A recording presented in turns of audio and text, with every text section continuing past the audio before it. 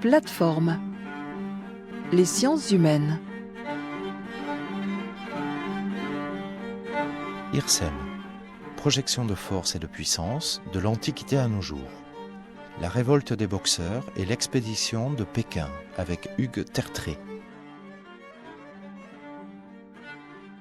Ce cycle de conférences aborde de façon transversale et transhistorique une thématique qui est la question de la projection de force, projection de puissance, ou de façon plus restreinte ce qu'on appelait au début, fin 19e, début 20e siècle, les corps expéditionnaires. Donc non pas les entreprises de conquête stricto sensu ou de guerre entre guillemets normales, mais ce que les anglo-saxons ont appelé à une époque aussi les opérations de hit and run. Alors, on a abordé l'Antiquité, le Moyen-Âge, l'époque moderne, la Révolution française. On a déjà fait un tour au XIXe siècle avec l'expédition française au Mexique. Nous voilà pile au tournant XIXe, XXe siècle, avec l'année 1900, donc la fameuse révolte des Boxers en Chine, qui a donné lieu à la fameuse expédition de Pékin, qui est d'autant plus intéressante à étudier que c'est l'un des premiers exemples de corps expéditionnaires multinationales, chose auxquelles les armées occidentales d'aujourd'hui commencent à être habituées depuis les années 90, mais qui en 1900 était une radicale nouveauté. Et puis, pour vous rafraîchir la mémoire, je vous signale quand même que le sujet de cette expédition de Pékin a été au début des années 60, en 63 je crois, l'objet d'un film célèbre de Nicolas Ray, Les 55 jours de Pékin, je vous le rappelle, avec Charlton Heston, David Niven et surtout Ava Gardner, n'est-ce pas ? Voilà, mais c'était un film effectivement très très orienté. Je l'ai revu il y a quelques années, c'est étonnant et c'est d'une candeur, je dirais kiplingienne, à la gloire de l'homme blanc apportant la civilisation. C'est un film assez extraordinaire. Ça en devient kitsch de nos jours. Donc pour présenter cette expédition de Pékin, le professeur Hugues Tertré de Paris 1, qui a longuement travaillé sur d'abord et avant tout le Vietnam et les différents conflits indo-chinois, les questions économiques, mais qui travaille aussi pas mal sur la Chine et les questions asiatiques en général, si je ne m'abuse. Hugues, tu as la parole pour 1 heure. Merci. Merci Laurent, et je vais prendre ma part du fardeau de réduire le temps en essayant de faire une conférence un petit peu plus brève qu'1 heure, pour parler effectivement de la révolte des Boxers et de l'expédition de Pékin. Tu as bien fait, Laurent, de rappeler effectivement ce film de Nicolas Ray, effectivement 63, et qui brouille quand même un petit peu l'image qu'on se fait de la chose. Parce que si on la met avec les autres éléments visibles de l'opération, en particulier le fameux discours sur les Huns de Guillaume II qui harangue ses troupes avant le départ, et qui, lui, va arriver après la bataille, on ne sait plus très bien, effectivement, ce qui se passe. Donc, ce qui est sûr, c'est qu'on est dans un moment très important. On ne le sait pas encore, mais on est 14 ans avant 14, forcément. Et donc, le système international n'est pas encore à nous qui sera celui de 1910-1914, n'est pas encore complètement en place. Et je me demande d'ailleurs si ce qui se passe à Pékin en 1900 ne va pas jouer un rôle. Bon, le terrain sur lequel je suis, si j'ose dire, a été élaboré en différents sens par les historiens, par la revue historique des armées qui vient de sortir en octobre dernier un article de Jean-François Brun sur l'intervention de 1900-1901. Jean-Pierre Goman, qui me fait l'honneur d'être au premier rang, a publié également dans cette revue en 2003 un article sur l'expédition internationale contre les Boxers et le siège de légation qui se focalise essentiellement sur l'été 1900, si ma mémoire est bonne. Et donc, moi, pour essayer d'être un peu original, j'ai été quand même voir des archives diplomatiques, militaires. Enfin, être original, c'est un peu difficile. C'est de l'être, étant donné tout ce qui a pu être écrit. Je signale aussi que les historiens chinois ont pas mal écrit, notamment sur les Boxers. Et j'ai une doctorante qui, j'espère, va soutenir bientôt, chinoise, qui en a même fait un bouquin. Et donc, la question, est aussi renouvelée de ce côté-là.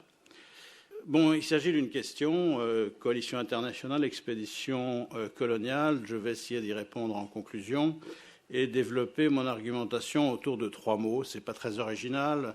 Le contexte, les opérations et l'évaluation, bien sûr, qu'on peut faire de tout cela.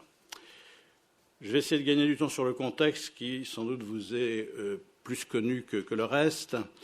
Au tournant du siècle, la situation de la Chine est très mauvaise.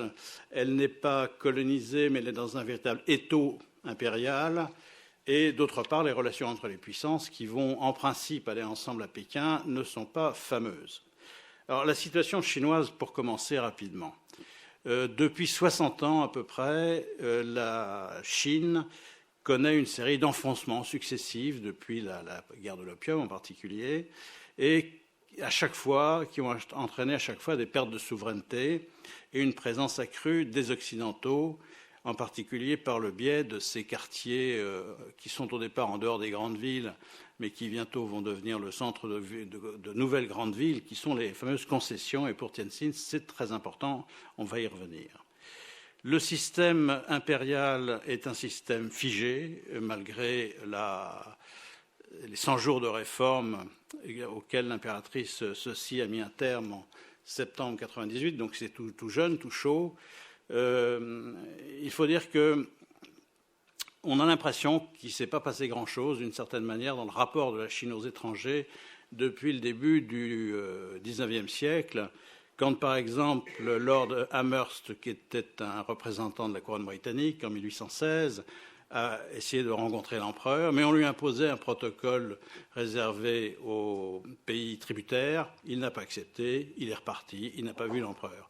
On est un petit peu dans la même configuration, en ce sens que la présence délégations à Pékin, qui a été imposée dans les années 1860 par les Occidentaux, fait toujours problème et va être d'ailleurs un élément de déclaration de guerre aux Occidentaux en l'été 1900, leur demandant de faire sortir les légations de Pékin. On ne veut pas d'étrangers dans les villes chinoises.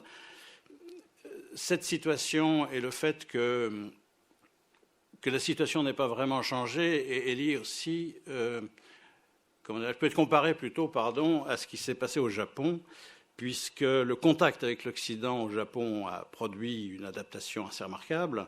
Là, on est toujours dans l'époque Meiji, en 1900, dans l'ère Meiji, alors qu'en Chine, au contraire, on s'est braqué, on s'est replié sur ses traditions.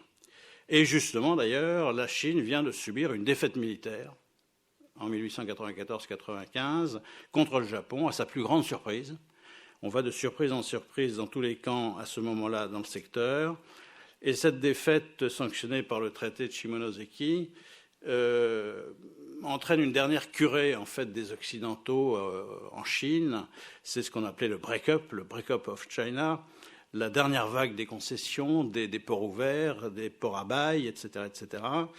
Une situation très très difficile, très très éprouvante forcément pour les Chinois qui ne comprennent pas exactement ce qui se passe, et aussi pour la population, et en particulier la population paysanne qui se soulève dans cette période, 1898-1899, en particulier dans le Shandong, c'est-à-dire cette province du nord-est qui est sous influence allemande, précisément, et où les missionnaires sont très actifs. Souvent, ces révoltes sont nées de petits incidents locaux qui a promis des querelles de clochers, si j'ose dire, qui souvent n'auraient pas dû donner lieu à de grands problèmes, mais qui sont liés aux missions, qui sont liés Il y a une histoire particulière, par exemple, qui est la volonté pour des missionnaires de construire une église sur un terrain vacant, sauf que ce terrain vacant avait abrité auparavant un temple taoïste. Donc, vous voyez tout de suite le problème culturel, procès, contre-procès, et ce genre de petits événements, cette micro-histoire bouillonne, et il y a d'autres incidents de ce type qui débouchent sur cette révolte paysanne qui fait que des dizaines, des centaines de milliers, bientôt de paysans sont en révolte dans le nord du pays, Ces paysans pratiquent un art martial, d'où le nom de boxeur. Et justement, la doctorante que j'avais est une héritière, est une petite arrière-petite-fille de boxeur, donc elle connaissait parfaitement la culture locale.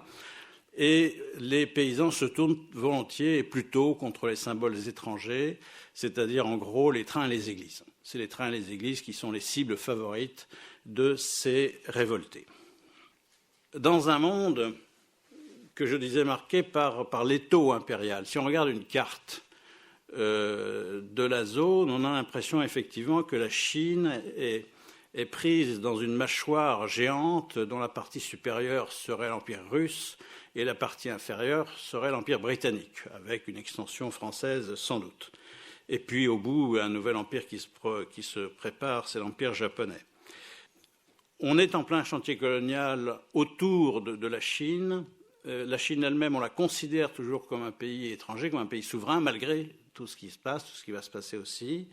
Mais l'étranger occidental est très proche. Et en fait, pour remettre de l'ordre, en quelque sorte, c'est facile, c'est pas loin. Les premiers, et qui en reviennent, ce sont les Japonais. Ils se prennent pour des Occidentaux. C'est pour ça que je les mets dans la même catégorie. Dont la base militaire est à Hiroshima. Et qui, les premiers d'ailleurs, vont venir dans la région de Tianjin pour essayer de calmer le jeu. Les Russes ne sont pas très loin, puisqu'ils sont en train d'achever le transsibérien au nord de la zone.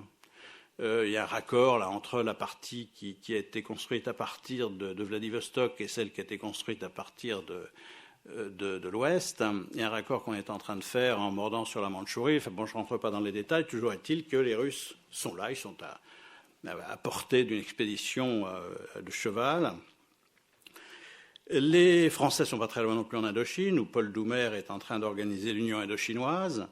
Et d'ailleurs, dans la situation troublée que connaît la Chine du Nord, parce que la France voit les choses de manière globale en Asie, pas seulement l'Indochine, commence à prendre des dispositions militaires, réunir quelques tirailleurs tonkinois. Et quand on connaît l'amour des Vietnamiens pour les Chinois, donc ce n'est pas un problème que de les envoyer, que de les projeter éventuellement en Chine. Les Anglais sont évidemment tout près, un peu plus loin, non pas beaucoup plus loin, en Inde. Alors eux ont très fortement asiatisé aussi leur armée, ce sont des Sikhs, des Gourkhas, et c'est eux qui vont être envoyés d'ailleurs. Les Allemands même ne sont pas très loin, ils sont dans le Pacifique, ils ont des archipels à portée de la main, puis cette zone dominée du Shantung. Les Américains même sont aux Philippines précisément depuis 1898, après leur victoire contre l'Espagne. Donc tout le monde est là déjà, autour du théâtre qui va éclater en quelque sorte en 1900. Les relations entre les puissances ne sont pas bonnes, même si elles sont là, elles ne sont pas bonnes. Le principal événement qui nous intéresse, c'est la rupture entre l'Allemagne et la Russie, les deux empires. L'Allemagne ayant finalement reconstruit une alliance avec l'Autriche, Hongrie et l'Italie, la Triplice, renouvelée en 1882. Et la Russie qui, de son côté, s'est tournée vers la France. L'accord franco-russe, c'est évidemment un des grands événements, un des grands éléments d'actualité des années 1890, en 1893 précisément, et l'opinion publique y a été, comment dirais-je, fortement sensible, a été très, très mobilisée pour accueillir les marins russes qui montaient de Toulon, etc. Bon, c'était un grand moment international. Curieux mariage que celui de la République et de l'Empire tsariste, mais bon, c'était ainsi et c'est l'événement. Par contre, il faut se souvenir que les relations restent très mauvaises avec l'Angleterre et très mauvaises également, très mauvaises. Non, et les relations de l'Angleterre avec la Russie restent également très mauvaises. Donc, on n'est pas encore dans la configuration où on sera au début de la Première Guerre mondiale.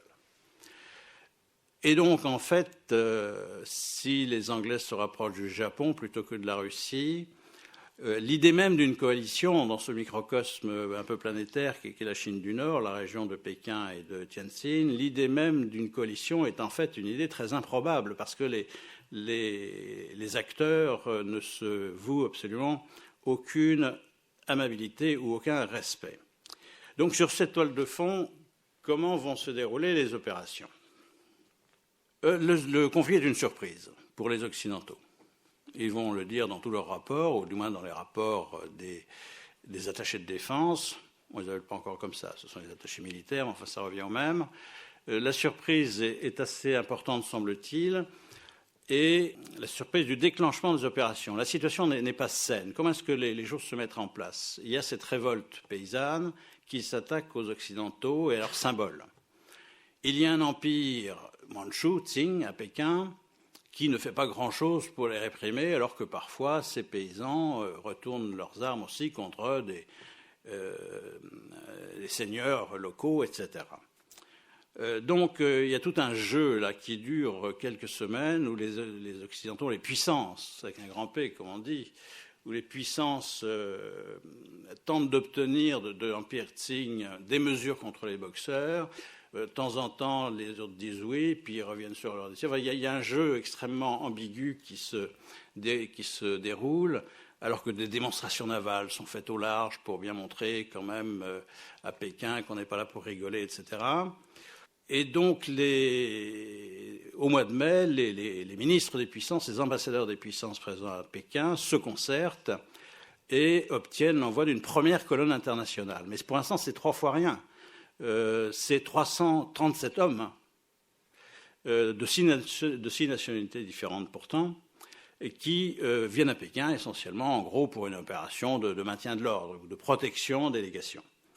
6 nationalités différentes dans lesquelles ne figure pas l'Allemagne. L'insurrection proprement dite des boxeurs, et ce qui va effectivement constituer la surprise, c'est pour juin. Début juin, il y a en gros 3 semaines assez tragiques entre les premiers coups de feu qui sont tirés contre les employés de chemin de fer et puis la reprise de Tianjin. Je ne vais pas vous énumérer tout ce qui s'est passé chaque jour, mais quelques éléments tout de même un petit peu marquants. Encore une fois, on ne sait pas très bien sur place, les Français ne savent pas très bien ce qu'il faut penser des dirigeants chinois. Est-ce qu'en cachette, ils soutiennent les boxeurs ou est-ce que simplement ils ont perdu la main? Par exemple, à Tianjin, le consul de France demande au vice-roi, c'est le titre nom accordé à ce personnage qui représente l'autorité impériale à Tianjin, demande au vice-roi de protéger sa cathédrale, etc. Et le vice-roi lui dit, vous inquiétez pas, il ne se passera rien. Le soir même, la cathédrale a été brûlée. Bon, des incidents comme ça, il y en a eu pas mal, au point qu'on ne sait plus très bien, effectivement, qui fait quoi.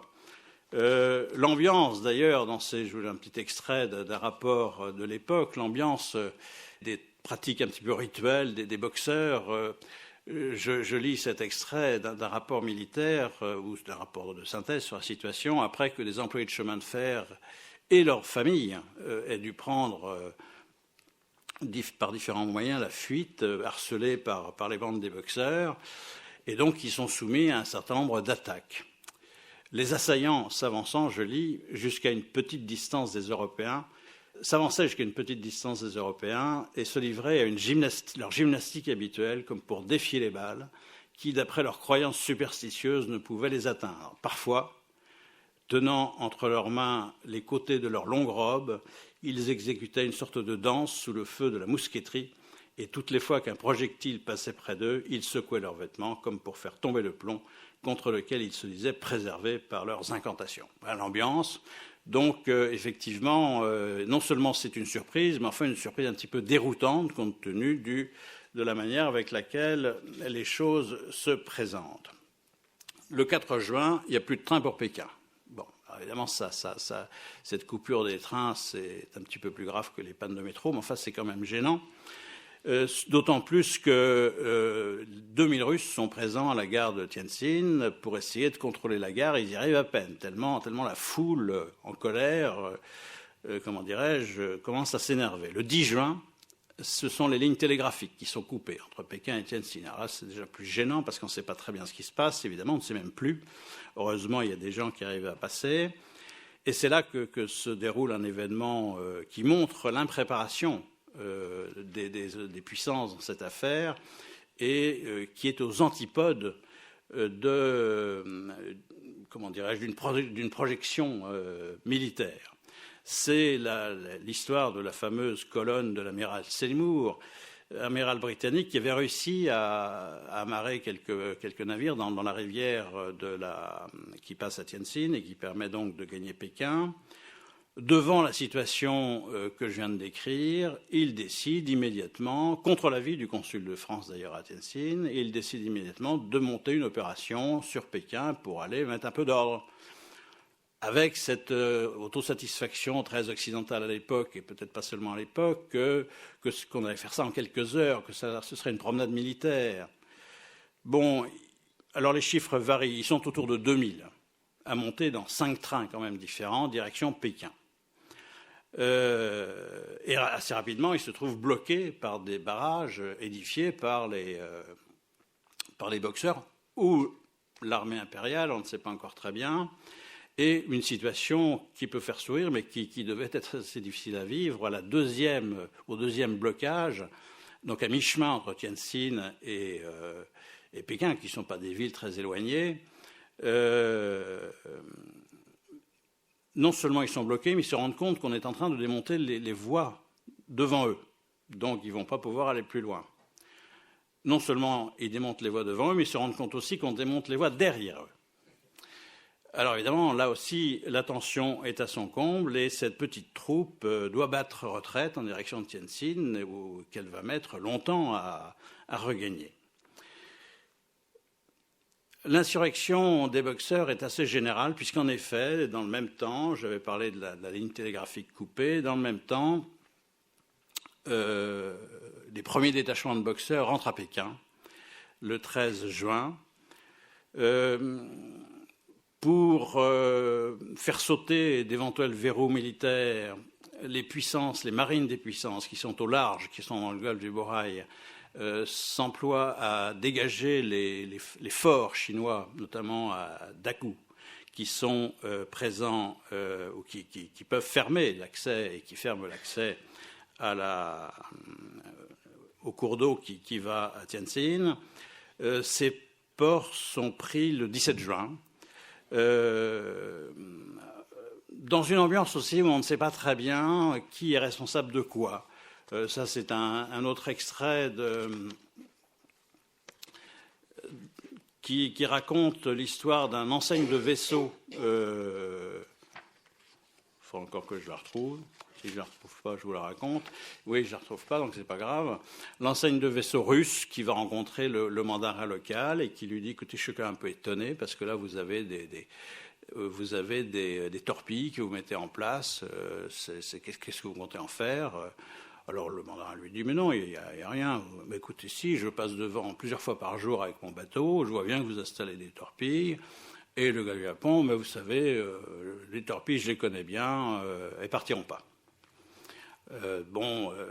Mais dit-il à l'enseigne de vaisseau russe, puisque vous voulez une réponse à votre question, je vais contacter Tientsin, le vice-roi, et je vous promets une réponse très rapidement. Alors la réponse était attendue pour 2h du matin. À minuit, les canons ont commencé à tonner. Et la bataille générale s'est déclenchée. En fait, cette prise des forts de Dagu semble avoir entraîné directement l'entrée en ligne des réguliers chinois, donc de l'armée impériale. Et Tientsin est pris très vite par environ 30 000 boxeurs et des réguliers chinois, les 18 et 19 juin. Ce qui fait d'ailleurs qu'on n'a plus d'archives avant 1900 pour les concessions, et en particulier françaises, puisque la violence de l'attaque a dû être telle que tout a disparu. Et le rapprochement en fait de la fraction conservatrice du pouvoir chinois et des boxeurs qui vont s'appuyer l'un sur l'autre pour contenir ces diables d'étrangers va pouvoir entrer en action. Le slogan qui dès lors se généralise, c'est « Soutien au Tsing » chez les Chinois. Soutien au Tsing, mort aux étrangers. Avant, c'était seulement les étrangers qui étaient visés. Maintenant, les Tsing sont embarqués en quelque sorte dans l'affaire. C'est là que la cour impériale lance un ultimatum aux puissances, demandant le départ des délégations, ces fameuses délégations qui font tâche à Pékin. Évidemment, sans succès. C'est le lendemain, 20 juin, qu'est assassiné l'ambassadeur allemand von Ketteler, et la guerre est de fait déclarée entre le pouvoir impérial chinois qui s'appuie sur les boxeurs et les puissances. Le siège délégation, le fameux siège délégation, les 55 jours de Pékin commencent le 20 ou le 21 juin, mais peut-être qu'avec le décalage horaire, on pourra résoudre cette question.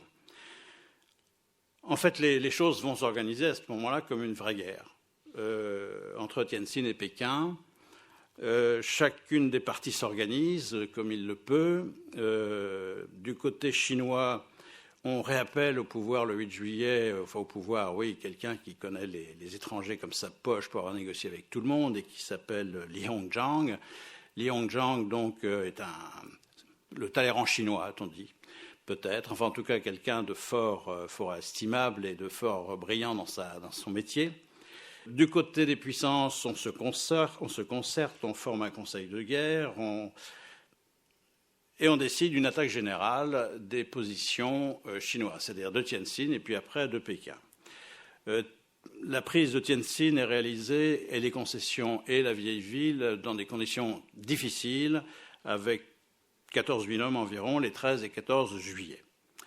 À partir de là, puisqu'ils étaient arrivés à reprendre Tientsin, ils se sont dit pourquoi on ne va pas à Pékin, c'est pas loin, je ne sais plus si c'est 120-150 km, mais enfin c'est pas une distance phénoménale.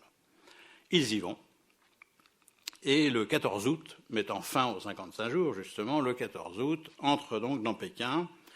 Et là aussi, il n'y a pas eu de projection de force, puisque ce sont les hommes qui étaient là et les renforts qui sont arrivés quand même pour former un corps de 13 500 hommes à peu près, dominés par les Japonais et les Russes, qui sont les plus présents en fait dans l'action. Les Japonais, je vous l'ai dit, sont arrivés les premiers, les Russes n'étaient pas loin, donc 4000 Russes, 4000 Japonais, 2000 Anglais, 1500 Français, 1500 Américains, 500 Allemands seulement.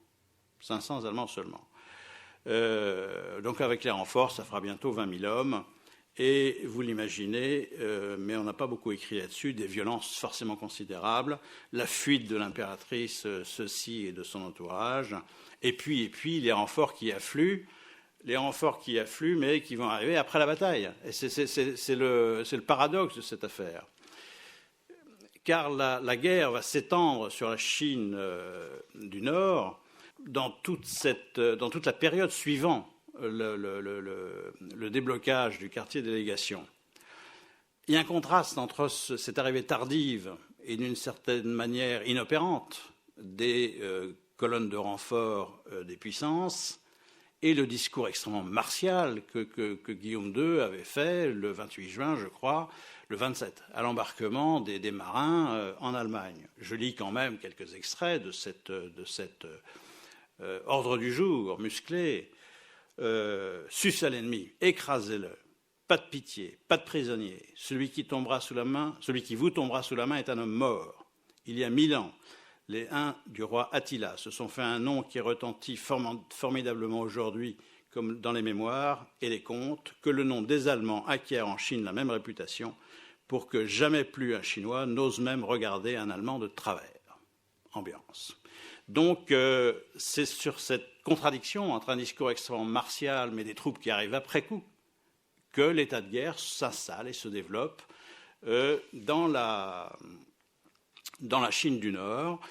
Les Français qui ont envoyé, j'expliquerai pourquoi tout à l'heure, des renforts depuis la France, et non pas seulement d'Indochine, les Français arrivent le 20 août, et les rapports d'arrivée disent textuellement, la guerre est virtuellement terminée, on arrive, on va voir.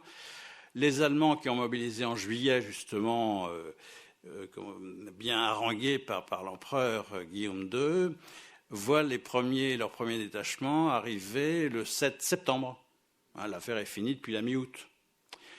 Mais la guerre va se poursuivre tout de même. La guerre va continuer dans toute la région du Shantung, de Tientsin, de Pékin, parce que si les Qing tiennent encore le pouvoir entre leurs mains, ils ne tiennent pas nécessairement les boxeurs entre leurs mains, et que donc la situation demeure, la situation de révolte se poursuit, et on ne sait pas si c'est des opérations de police ou des expéditions militaires, mais enfin en tout cas, un état de guerre se poursuit effectivement en Chine du Nord. Pourtant, un protocole est accepté par les Chinois assez vite pour mettre fin aux opérations. Il est accepté le 16 janvier 1901, mais il mettra quand même plusieurs mois avant d'être signé. Il sera signé le 7 septembre 1901. Après un an de guerre, en fait, entre la reprise du quartier délégation et la signature de cette paix, un an d'état de guerre s'est tenu en Chine du Nord. Alors, bon, on dit qu'on ne s'est pas acharné sur les Chinois à l'occasion de ce protocole final signé le 7 septembre. Néanmoins, les indemnités demandées aux Chinois étaient de 450 millions de taels, plus des indemnités diverses. Le calcul a été fait que ça représentait 4 fois le budget chinois. Mais on ne s'est pas acharné, on aurait pu certainement être plus dur. En tout cas, dans ce protocole est entérinée la présence de corps d'occupation étrangers en Chine. Les Japonais vont y rester, ce sont les seuls en fait qui en profiteront vraiment, puisque un peu plus tard ils commenceront la conquête de la Chine. Mais il y a un corps militaire français qui stationne à Tientsin et qui va rester en place pratiquement jusqu'à la Seconde Guerre mondiale. Donc les Occidentaux sont militairement installés après cette affaire des Boxers sur place.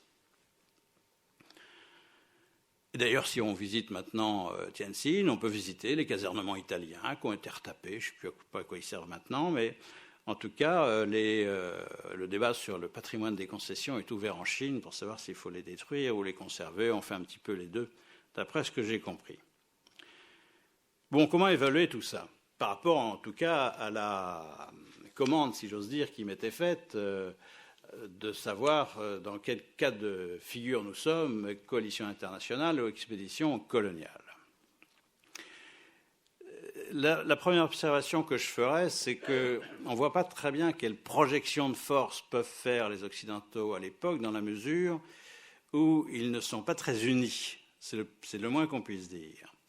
Alors, numériquement, il y a un corps expéditionnaire qui grossit, effectivement, progressivement, en nombre.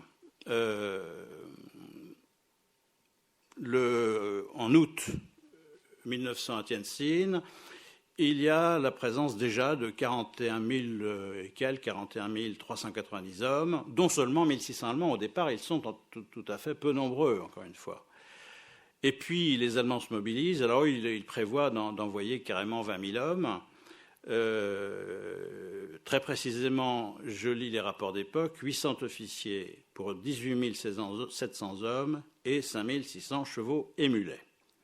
Ce sont des volontaires. Les Allemands qui participent à ce corps expéditionnaire sont volontaires. Et d'ailleurs, beaucoup d'Alsaciens-Lorrains, semble-t-il, s'étaient portés volontaires. Et on a dû en refuser. On refusait du monde pour partir en Chine. 5 paquebots ont été mobilisés. Vous me direz, ils auraient pu essayer de prendre le train, le transsibérien, mais il n'était pas achevé. Et d'autre part, les Russes n'étaient plus vraiment les amis des Allemands à ce moment-là. Donc, il y a toute une...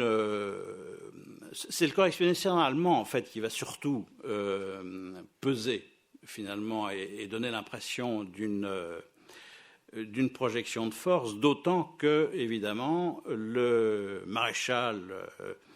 le Feldmarschall, son nom est en train de m'échapper, Valerzi,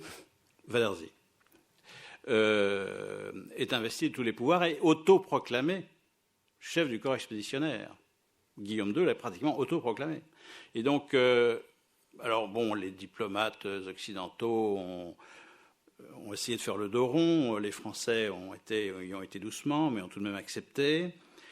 Mais la mise en place de ce corps expéditionnaire qui va atteindre les effectifs des troupes alliées atteignent en avril 1901 57 600 hommes. C'est pas géant, c'est pas gigantesque, mais dans ces 57 600 hommes, il y a beaucoup d'Allemands. Cette fois, il y a une répartition plus équilibrée des nations. Il y a beaucoup de logistique, il y a des mulets qu'on fait venir d'Australie, il y a des chevaux qu'on est passés par les États-Unis avec des navires spécialisés dans leur transport pour les amener sur le théâtre. Bref, une affaire considérée comme tout à fait importante et on dispose effectivement d'États, d'opérations combinées qui sont montées par ces forces alliées. Le mot de coalition n'apparaît pas, justement. Là, j'ai ici, par exemple, un ordre d'armée, c'est comme ça que ça s'appelle, signé à Tientsin en octobre 1940, signé Waldersee, justement, feldmarschall, et qui prévoit donc d'occuper une petite ville au sud de Pékin et à l'ouest de Tientsin, Baoding, sauf erreur de ma part, mais en même temps l'écriture de mon attaché de défense n'est pas toujours très lisible. Donc il est question d'aller l'occuper avec un détachement composé de troupes de différentes puissances. Et donc, comme il n'y a pas vraiment de coordination et de commandant en chef, malgré l'impression que ça donne, il a fallu que Waldersee aille voir le général Voiron qui dirige la partie française pour négocier cette affaire avec lui. Donc ce sont des opérations combinées, mais quasiment négociées au coup par coup. Et effectivement, quand on regarde des groupes qui sont constitués et qui vont... Il y a deux groupes. Le second est le plus net, avec un détachement français, un détachement allemand, un détachement italien et un détachement anglais. Et tout ce petit monde va aller occuper la ville en question. On a, pour l'année 1901, parce que la guerre continue, d'autres documents qui établissent, nationalité par nationalité, l'état des forces, l'état des unités militaires qui sont engagées dans cette affaire. Là, j'en ai 3 pages pour des Américains, des Allemands, des Anglais, des Italiens, des Japonais, le nom de tous les régiments, de toutes les compagnies sont bien notés pour une expédition justement de 57 600 hommes. C'est le chiffre effectivement d'avril 1901. Les Allemands ont essayé tout de même de se faire couronner, si j'ose dire, chef d'expédition, et en particulier on a, du côté de Berlin, imaginé un étendard spécial pour le général, dont décidément je refuse de retenir le nom, Waldersee, un étendard spécial qu'il porte uniquement pour cette expédition et qu'ils espèrent bien, nos voisins allemands, que les autres vont le porter avec lui. Et en fait, les réactions de Delcassé en particulier, qui est aux affaires étrangères, et les réactions du général André, qui est à la guerre, sont très négatives. Il refuse absolument de porter cet étendard spécial du maréchal comte de Waldersee. Pas question de se mettre sous un drapeau qui consignerait la prééminence allemande dans cette affaire. Et cette affaire de l'étendard a été... comment dirais-je, assez importante pour faire l'objet de multiples courriers, en particulier entre Paris et Berlin. Ce qui est plus troublant, c'est qu'en fait, tout le monde n'a pas les mêmes buts de guerre. Et c'est un petit peu ça que la projection de force, que l'expédition internationale pêche par faiblesse. Les Français ne sont pas acharnés. Les Français sont même plutôt tièdes. Ce qui leur importe, c'est de dégager de la légation française, bien sûr. C'est de protéger aussi l'Indochine, parce que la France est tout près, et la France ne veut surtout pas avoir de problèmes nouveaux avec les Chinois. Prendre des bouts de Chine quand on peut, à l'occasion d'un rapport de force, d'accord, mais aller plus loin, non. Les Russes sont... partagés, bon, ils veulent absolument, comment dirais-je, tenir leur région et construire leur chemin de fer du transmanchourien et faire traverser la Mandchourie par le transsibérien. On est en travaux, ça s'est amènera en 1903. Ce sont les Allemands, en fait, qui sont le plus acharnés et qui sont là, on ne sait pas très bien d'ailleurs pourquoi, où on commence à se dire qu'ils ont peut-être des ambitions qui dépassent de loin ce qui est en train, les motifs d'origine de l'opération, des opérations, encore une fois, parce que tout ça est à mettre au pluriel. Ce manque d'unanimité dans les buts de guerre transparaît dans les relations entre les troupes sur place, et en particulier à Tientsin, qui est le quartier général occidental dans cette partie de la Chine. Alors, les troubles les plus fréquents opposent les Russes aux Anglais. j'allais dire, rien que de très normal dans l'état de leurs relations. Mais bon, des récits font état aussi de bagarres qui éclatent lorsque les Français traversent la concession anglaise, etc. Donc c'est très chaud. C'est très chaud entre Européens. C'est d'autant plus chaud que les Russes ont profité, ce qui évidemment ne peut pas plaire aux Anglais, ont profité à un niveau diplomatique de la situation qui était celle de la Chine pour essayer de faire passer un nouveau traité, un nouvel accord, un nouvel recul territorial, en particulier en Extrême-Orient et dans le Turkestan, c'est-à-dire en Asie centrale. Alors l'attaché militaire français s'est procuré le texte, effectivement, c'était du lourd, c'était du sérieux. Les Anglais s'en doutaient, mais en même temps n'avaient pas, semble-t-il, le document. Et donc ça donne un arrière-plan, un arrière-fond à ces incidents, à ces bagarres qui existent entre Russes et Anglais et Français à l'occasion, notamment à Tientsin. Accessoirement, bon, l'activité de toutes ces unités est de faire du renseignement, bien sûr. Les Français qui sont là et qui arrivent parfois à s'incorporer dans des unités allemandes, voire même à monter des expéditions communes avec eux, prennent des notes sur le comportement du soldat allemand, parce qu'on l'a vu, bien sûr, en 1870, mais enfin, en même temps, les choses ont évolué. Les officiers français prennent des notes sur le comportement du soldat japonais qu'ils commencent à prendre en estime. Le soldat japonais apparaît comme quelqu'un de très respectable et donc de plutôt efficace. Donc, bon, les militaires font leur travail de militaire dans une situation de ce type. Alors, comment qualifier cette intervention ? Les Français ne voulaient absolument pas que ce soit une expédition de type colonial. Pour les raisons que j'ai indiquées tout à l'heure, l'Indochine est trop proche.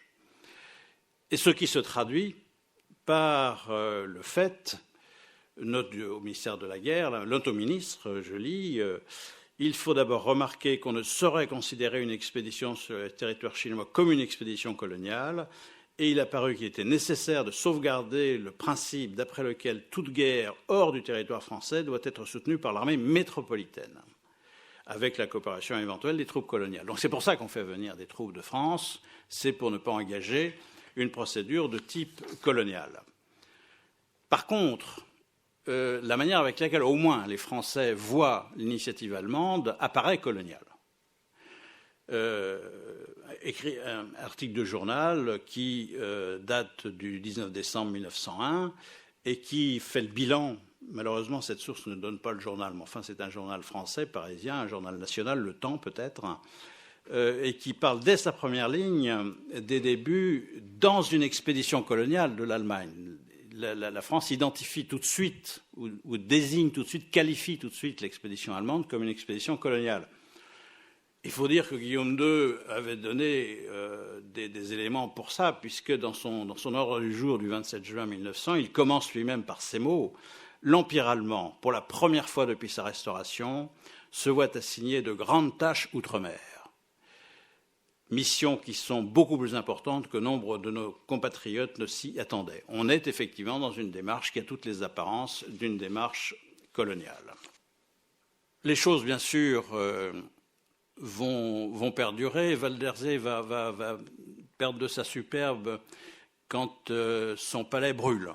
Il faut dire que, pour bien marquer son importance, il s'était installé dans le palais de l'impératrice, carrément.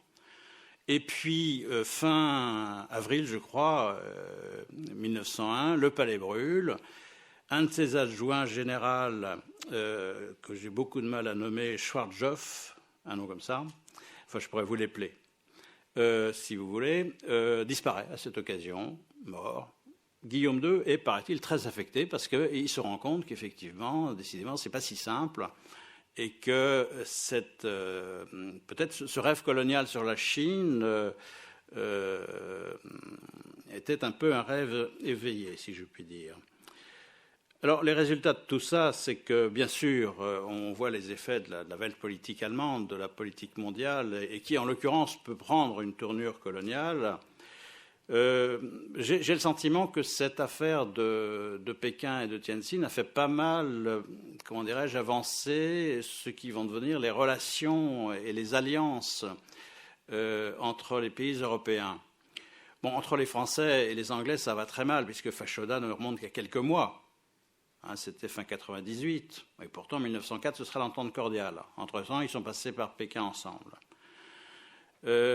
Avec les Russes, c'est un peu tôt, mais bon, les Anglais se rapprochent plutôt des Japonais, avec lesquels ils signent en 1902, mais on le sait, vont trouver aussi un accord colonial avec la Russie en 1907, justement sur la région de l'Asie centrale, sur toutes les régions en litige, comme l'entente cordiale, un ensemble donc de traités coloniaux.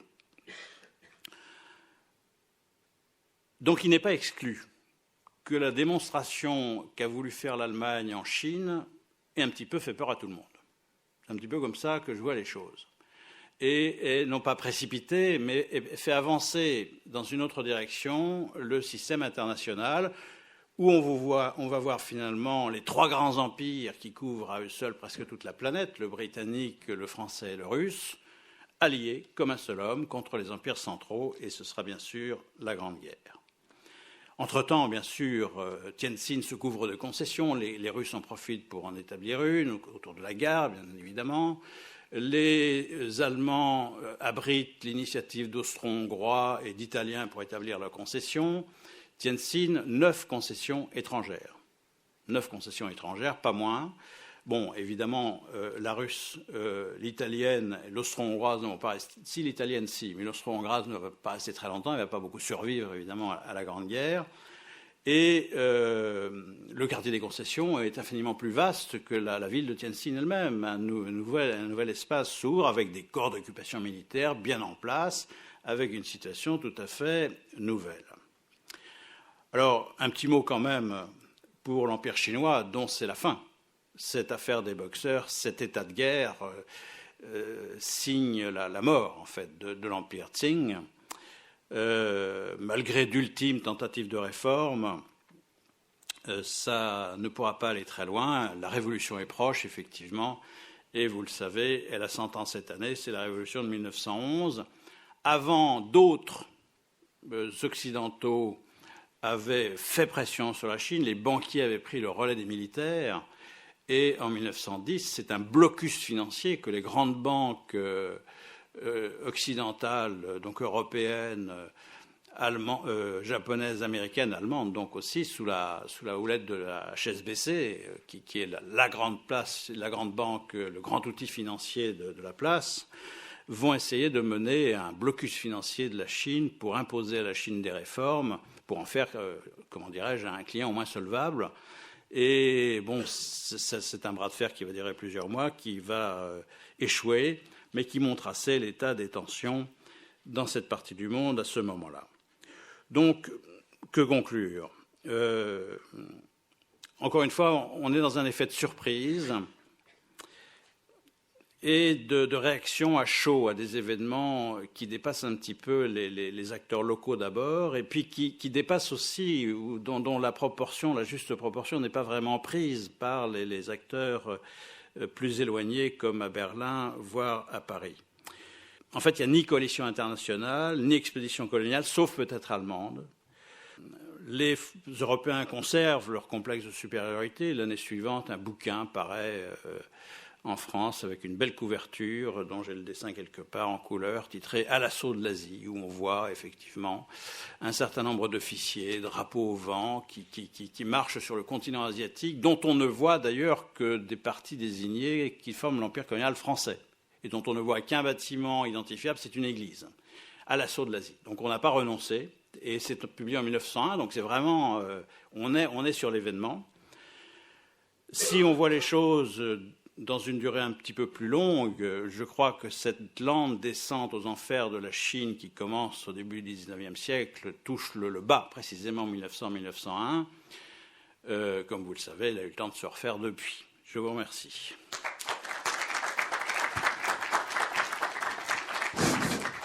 Bien, merci Hugues. Je me demande si ce n'est pas à cette occasion que Guillaume II, qui n'en ratait pas une, à sa façon, a pour la première fois forgé l'expression de péril jaune. Je crois que c'est à ce moment-là. Hein. C'est très possible. Enfin, c'était un mot qui était dans l'air et qui était notamment bien porté dans les milieux nationalistes, ultranationalistes français. Aussi, d'accord. Oui, oui. D'accord. Mais je crois que c'est Guillaume II qui a forgé l'expression de toute façon. C'est plus tard? C'est après la victoire japonaise sur la Russie en 1905, c'est ça? D'accord. Tenez, à l'assaut de l'Asie, je l'ai là. Ah oui, oui, splendide. Bien, y a-t-il des questions, remarques? Merci, vous avez effleuré le problème et je souhaiterais que vous alliez un peu plus avant. Comment était réalisée l'unité d'action de ces forces expéditionnaires? Vous avez évoqué un conseil de guerre, je suppose que c'était l'échelon politique qu'on dirait maintenant. Et ensuite, sur le terrain, vous avez dit que le représentant allemand allait négocier au coup par coup, mais est-ce qu'il n'y avait pas des dispositions un peu plus pérennes pour réaliser l'unité d'action? Merci. Si je vous dis que je les ai cherchés... Vous voulez parler d'une sorte d'état-major permanent, en fait? Je crois qu'il n'y avait pas de mandat international. Il y avait une autoproclamation de l'Allemagne comme leader d'une opération dans laquelle elle débarquait après coup, dans une certaine mesure. Et à ma connaissance, il n'y a pas eu d'état-major centralisé, de coalition. J'ai cherché dans les papiers, je ne l'ai pas trouvé, ça m'a peut-être échappé. En fait, j'ai vu à travers tout ça qu'il y a une recherche qui mériterait d'être vraiment approfondie sur la base de toutes les archives des pays concernés. Parce que moi, j'ai eu accès aux archives françaises, bon, je lis l'anglais, je ne connais pas l'allemand, je ne connais pas le russe, je ne connais pas le japonais. Donc, j'ai cette doctorante chinoise qui a travaillé avec moi. Mais bon, il me semble qu'il y a matière à faire une recherche plurinationale sur un événement qui me paraît avoir une importance un tout petit peu négligée. Mais effectivement, on n'a pas rencontré, mais peut-être que Jean-Pierre Goman aurait des éléments là-dessus, d'état-major centralisé. J'ai une question justement, tu évoquais les différents acteurs, mais il y en a un qui passe un peu à l'as, si j'ose dire, c'est les États-Unis. Et moi, il m'interpelle parce que c'est une puissance coloniale, c'est un moment que les Américains eux-mêmes ont oublié assez vite, et pourtant il défend donc la liberté de navigation, la fameuse porte ouverte, etc. dans la région. Comment se fait-il qu'il se retrouve là, en fait, dans cette expédition qu'on a un peu de mal à qualifier? Et puis j'ai une deuxième question sur la mémoire de cet épisode en Chine. Est-ce que tu as des éléments sur la... On sait qu'il y a une mémoire très, très à vif du passé, et du passé assez lointain, première moitié du XXe. Est-ce que ça remonte jusqu'à l'expédition de Pékin? Est-ce que cet épisode est instrumentalisé par les autorités chinoises à telle ou telle occasion? Merci. Bon, sur les Américains, je crois que c'est tout simplement le fait que les États-Unis font partie des puissances qui sont assiégées, qui mobilisent des soldats américains qui sont pas loin, qui sont aux Philippines en particulier. États-Unis, puissance coloniale, ils refusent, ils récusent le terme, y compris pour les Philippines. Donc, d'ailleurs, ils profitent de cet épisode pour réaffirmer leur attachement à la politique de porte ouverte et non pas de partage de la Chine. Sur la mémoire, bon, il y a bien d'autres moments sur lesquels on pourrait s'appuyer pour, pour attiser une certaine rancœur chinoise à l'écart des Occidentaux. Certainement que cet épisode de 1900 a été un des plus violents et les termes mêmes, par exemple, employés par Guillaume II l'étaient. La mémoire aujourd'hui, elle est à la mesure de la croissance chinoise. Bon, d'abord, comme dans tout pays, les Chinois conservent la mémoire de ce qu'ils veulent ou de ce qui les arrange. Il y a, par exemple, je citais les concessions tout à l'heure. Il y a dans plusieurs villes, Shanghai, Wuhan, Tianjin, des concessions effectivement étrangères, particulièrement importantes à Tianjin, et relativement épargnées jusqu'à maintenant, puisque Tianjin fait partie de la dernière vague, en quelque sorte, de la modernisation chinoise, et donc une association locale s'était constituée pour préserver le patrimoine des concessions, avec sans doute d'arrière-vue touristique, alors qu'au contraire, mais on sent sur place des tensions comme ça entre les groupes. Alors que d'autres bâtisseurs voulaient tout raser pour faire une super ville moderne, etc., etc. Donc, oui, je crois que on conserve ou on peut réveiller facilement la mémoire de tout cela. Mais entre-temps, il y a quand même eu le sac du Palais d'été, il y a eu toutes sortes de choses qui, naturellement, pouvait très bien entretenir une solide rancœur de la part des Chinois. Jean-Pierre Gomin. J'aborde un sujet délicat puisqu'il est question de laïcité. Les missions catholiques. La France n'était présente en Chine, y compris les bouffeurs de curés, que par les missionnaires. Hein, bon. Et M. Pichon, qui était un anticlérical notoire, Darcy l'oblige à envoyer l'enseigne de Vaisseau-Henri, qui avait un frère jésuite d'ailleurs, pour aller défendre la cathédrale avec Monseigneur Favier, qui était le vicaire apostolique, ancien officier, et qui reçoit le 15 août, car c'est les Japonais qui dégagent la cathédrale, et il les reçoit. Il avait, je ne sais pourquoi, un clairon dans ses bibelots, et il les reçoit au son de la casquette du Père Bugeaud. Voilà. Juste pour compléter là-dessus, si vous me permettez, non seulement les Français faisaient la claire distinction entre la métropole et les colonies en matière de laïcité. La loi de 1901 n'est pas encore sortie, mais enfin, elle n'est pas loin, elle est dans les cartons.